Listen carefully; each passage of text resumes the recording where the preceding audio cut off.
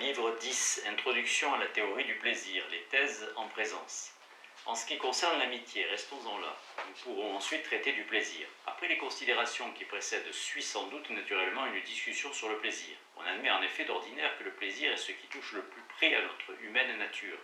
Et c'est pourquoi dans l'éducation des jeunes gens, c'est par le plaisir et la peine qu'on les gouverne. On est également d'avis que pour former l'excellence du caractère, le facteur le plus important est de se plaire aux choses qu'il faut et de détester celles qui doivent l'être. En effet, plaisir et peine s'étendent tout au long de la vie et sont d'un grand poids et d'une grande force pour la vertu comme pour la vie heureuse, puisqu'on élit ce qui est agréable et qu'on évite ce qui est pénible. Et les facteurs de cette importance ne doivent d'aucune façon, semblera-t-il, être passés sous silence, étant donné surtout le grand débat qui s'élève à leur sujet. Les uns, en effet, prétendent que le plaisir est le bien, d'autres, au contraire, qu'il est entièrement mauvais.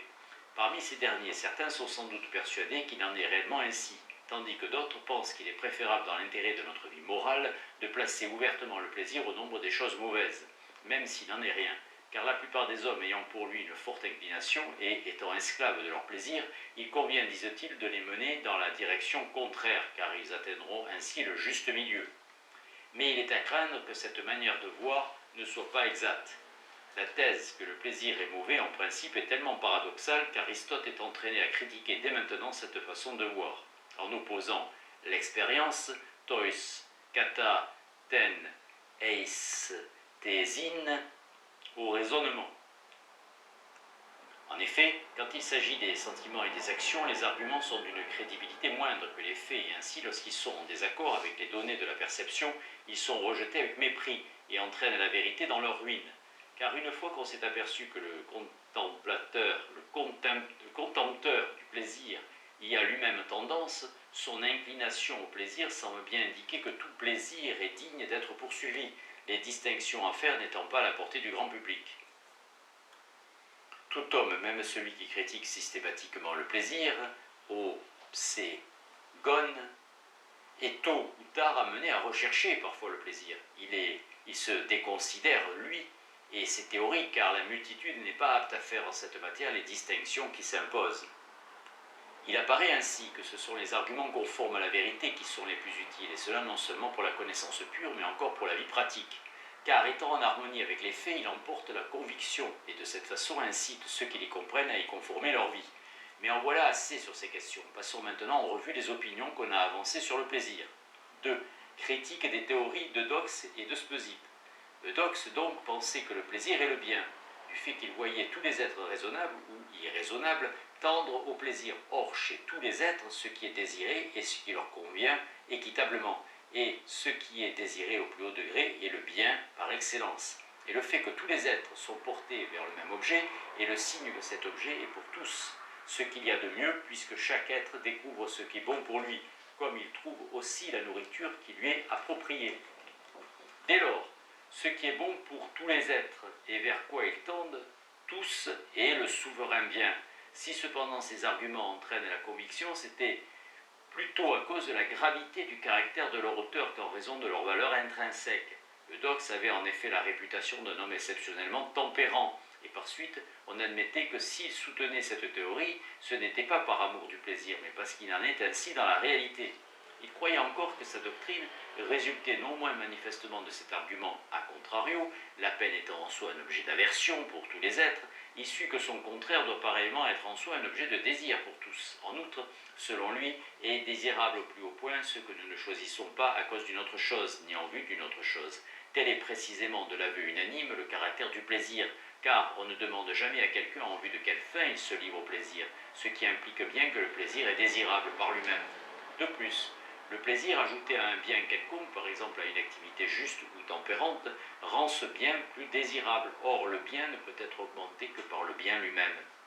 Ce dernier argument, en tout cas, montre seulement, semble-t-il, que le plaisir est l'un des biens, et nullement qu'il est le meilleur, qu'il est meilleur qu'un autre bien, car tout bien uni à un autre bien est plus désirable que s'il est seul. Aussi, est-ce par un argument de ce genre que Platon ruine l'identification du bien au plaisir. Il est un bien et non le bien. La vie de plaisir, selon lui, est plus désirable unie à la prudence, qui séparée d'elle, et si la vie mixte est meilleure, c'est que le plaisir n'est pas le bien. car aucun complément ajouté au bien ne peut rendre celui-ci plus désirable. C'est-à-dire le plaisir combiné avec quelque autre chose. Le raisonnement d'Aristote est celui-ci. L'argument d'Eudoxe est sans valeur, car Platon s'en servait pour prouver exactement le contraire. Si la vie mixte, to micton, qui adjoint au plaisir la sagesse est préférable au plaisir sans sagesse, c'est que le plaisir n'est pas le bien, car le bien par soi, c'est ce qu'aucune addition ne peut rendre plus digne d'être recherché. Il est clair aussi qu'aucune autre chose non plus ne saurait être le bien, si par l'adjonction de quelques-unes des choses qui sont bonnes à elles-mêmes, elle devient plus désirable. Aristote généralise ce qu'il vient de dire. Aucune autre chose, pas plus que le plaisir, n'est le bien par excellence. Si jointe à une autre, elle devient plus désirable. Quelle est donc la chose qui répond à la condition posée et à laquelle nous puissions avoir part? C'est un bien de ce genre que nous recherchons. Ceux, d'autre part, qui objectent que ce à quoi tous les êtres tendent n'est pas forcément un bien, il est à craindre qu'ils ne parlent pour ne rien dire. Les choses en effet que tous les hommes reconnaissent comme bonnes, nous disons qu'elles sont telles en réalité, et celui qui s'attache à cette conviction trouvera lui-même difficilement des vérités plus croyables. La critique d'Aristote est la suivante. L'argument de Speusippe s'attaque à la première raison donnée par Eudoxe, au terme de laquelle toutes les créatures raisonnables ou irraisonnables tendent au plaisir. Mais Speusippe a tort. C'est là en effet une croyance universelle et indéracinable, que ce qui apparaît à tous les êtres comme un bien est un bien en réalité. Une pareille croyance ne pourrait être détruite que si on pouvait faire admettre que la tendance au plaisir n'est pas vraiment générale, que par exemple les êtres raisonnables y échappent. Mais il est évident que même les phronima aspirent au plaisir. L'argument de Speusippe ne signifie rien. Si encore les êtres dépourvus de raison étaient seuls à aspirer au plaisir, ce que disent ces contradicteurs pourrait présenter un certain sens. Mais si les êtres doués d'intelligence manifestent aussi la même tendance, quel sens pourront bien présenter leurs allégations? Et peut-être même chez les êtres inférieurs existe-t-il quelques principes naturels et bons supérieurs à ce que ces êtres sont par eux-mêmes et qui tendent à réaliser leur bien propre? Il ne semble pas non plus que leur critique de l'argument a contrario soit exacte. Ils prétendent en effet que si la peine est un mal, il ne s'ensuit pas que le plaisir soit un bien, car un mal peut être opposé aussi à un mal, et ce qui est à la fois bien et mal peut être opposé à ce qui n'est ni bien ni mal. Ce raisonnement n'est pas sans valeur, mais il n'est pas conforme à la vérité, du moins dans le présent cas. Si en effet plaisir et peine sont tous deux des maux, ils devraient eux aussi tous deux être objets d'aversion. Et s'ils ne sont tous deux ni bien ni mal, ils ne devraient être ni l'un ni l'autre objet d'aversion, ou devraient l'être tous deux pareillement. Mais ce qu'en réalité on constate, c'est que l'on fuit l'une comme un mal, et que l'on préfère l'autre comme un bien. C'est donc comme bien et mal que le plaisir et la peine sont opposés l'un à l'autre. Mais il ne s'ensuit pas non plus, dans l'hypothèse où le plaisir n'est pas au nombre des qualités, qu'il ne soit pas pour autant au nombre des biens, car les activités vertueuses ne sont pas davantage des qualités, ni le bonheur non plus. Ils disent encore que le bien est déterminé tandis que le plaisir est indéterminé, parce qu'il est susceptible de plus et de moins. Selon la doctrine platonicienne, le déterminé appartient à l'ordre du bien. Or, le plaisir est de l'indéterminé, car il admet comme tout aoriston, le plus et le moins, autrement dit, varie d'intensité. Il ne peut donc être un bien. Si c'est sur l'expérience même du plaisir qu'ils appuient ce jugement, quand il s'agira de la justice et des vertus, des autres vertus à propos desquelles on dit ouvertement que leurs possesseurs sont plus ou moins dans cet état et leurs actions plus ou moins conformes à ces vertus. On pourra en dire autant car il est possible d'être plus juste ou plus brave que d'autres, et il est possible de pratiquer aussi la justice ou la tempérance mieux que d'autres. Mais si leur jugement se fonde sur la nature même des plaisirs, je crains qu'ils n'indiquent pas la véritable cause, s'il est vrai qu'il existe d'une part les plaisirs sans mélange et d'autre part les plaisirs mixtes. Qui empêche au surplus qu'il en soit du plaisir comme de la santé, laquelle, tout en étant déterminée, admet cependant le plus et le moins? La même proportion, en effet, ne se rencontre pas en tous les individus et dans le même individu. Elle n'est pas non plus toujours identique, mais elle peut se relâcher et cependant persister jusqu'à un certain point et différer ainsi selon le plus et le moins. Tel peut être aussi par conséquent le cas du plaisir. De plus, il pose en principe à la fois que le bien est parfait et les mouvements et les devenirs imparfaits, puis il s'efforce de montrer que le plaisir est un mouvement et un devenir. mais ils ne semblent pas s'exprimer exactement, même quand ils soutiennent que le plaisir est un mouvement. Tout mouvement, admettons couramment, a pour propriété vitesse ou lenteur, et si un mouvement, celui du ciel par exemple, n'a pas ces propriétés par lui-même, il les possède du moins relativement à un autre mouvement. Or, au plaisir n'appartiennent ni l'une ni l'autre de ces sortes de mouvements. Il est assurément possible d'être amené vers le plaisir plus ou moins rapidement, comme aussi de se mettre en colère. Mais on ne peut pas être dans l'état de plaisir rapidement, pas même par rapport à une autre personne, alors que nous pouvons marcher, croître et ainsi de suite plus ou moins rapidement. Ainsi donc, il est possible de passer à l'état de plaisir rapidement ou lentement, mais il n'est pas possible d'être en acte dans cet état. Je veux dire être dans l'état de plaisir plus ou moins rapidement. De plus, en quel sens le plaisir serait-il un devenir? Car on n'admet pas d'ordinaire que n'importe quoi naisse de n'importe quoi, mais bien qu'une chose se résume en ce dont elle provient, et la peine est la destruction de ce dont le plaisir est la génération. Ils disent encore que la peine est un processus de déficience de notre état naturel, et le plaisir un processus de réplétion.